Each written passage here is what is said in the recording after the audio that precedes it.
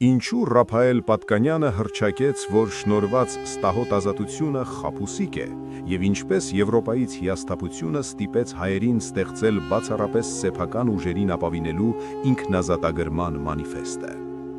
Պատմական աղբյուրները վկայում են, որ 19-րդ դարի երկրորդ կեսին նա դարձավ ժողովրդի գաղափարախոսության հիմնական կերտողներից մեկը։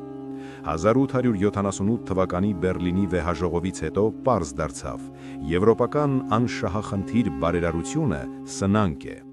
Պատկանյանը հասկացավ և քարոզեց, որ ազատությունը երբեք չի շնորհվում, այն կամ խլվում է քաջությամբ, կամ վաստակվում ջանքերով ու ճիգերով։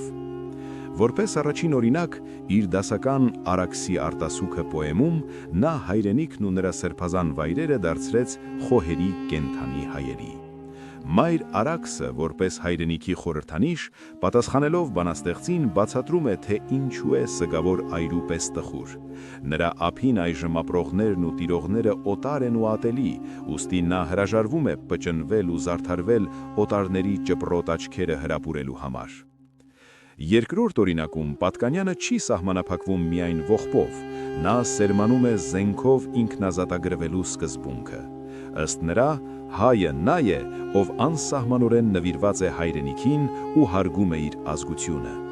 Ազդարարելով ազատություն կամ մահ նշանաբանը, նա նշեց, որ Հայաստանը պետք է ազատագրի ինքը, հայ ազգը և ոչ թե օտարները։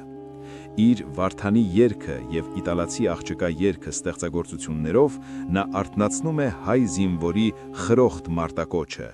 «Գոնե մեր փառքը մահով ետ խլենք»։